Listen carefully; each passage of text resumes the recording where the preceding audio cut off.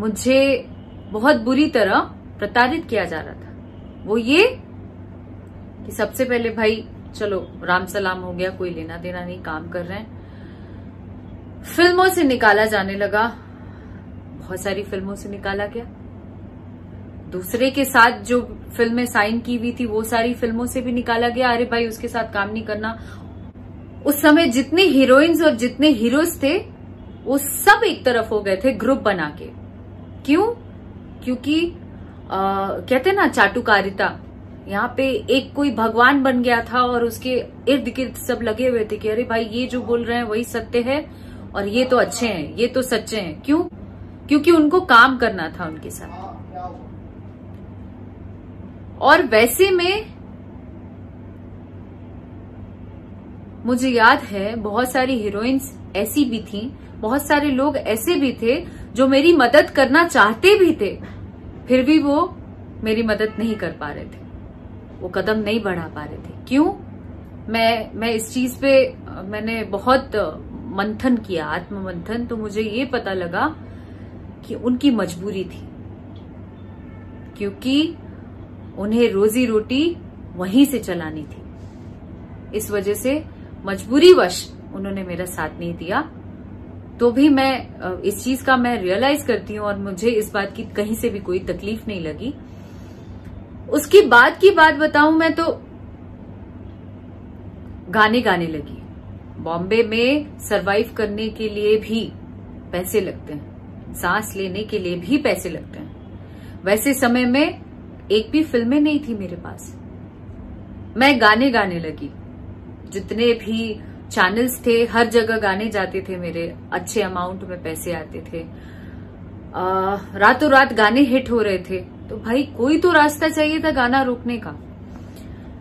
बहुत सारे, तभी मैं तकलीफ में थी, मैंने किसी तरीके से जो भी मेरे पास पैसे थे उससे मैंने गाने बनाए कि गाने बेच के जो पैसे आएंगे उससे मेरा भरण पोषण होगा।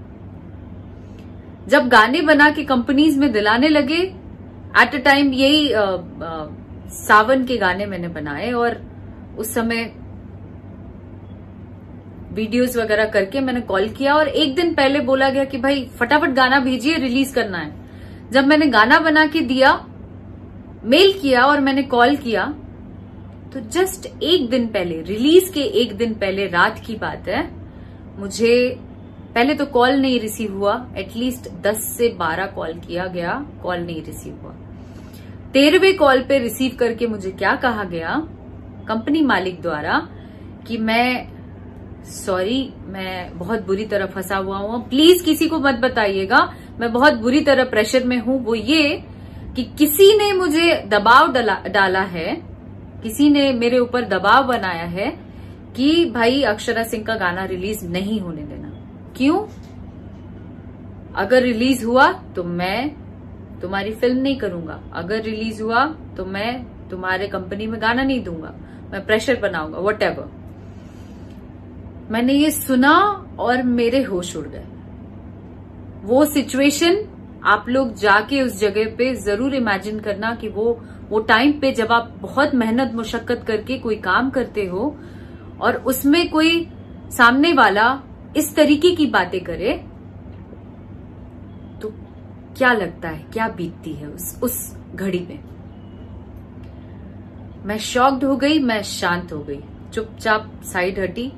वैसे करके मैंने सोचा कि चलो ये कंपनी नहीं, दूसरे कंपनी में बात करें। धीरे धीरे करके सारे कंपनीज वालों ने ऐसा ही कहना शुरू कर दिया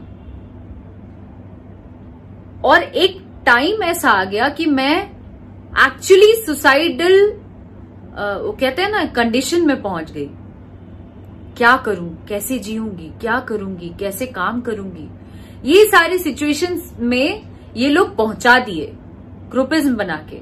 और उस समय कोई एक बंदा नहीं आया ये पूछने कि तुम खा पा रही हो, तुम जी पा रही हो, तुम मरोगी, जिंदा रहोगी, क्या करोगी।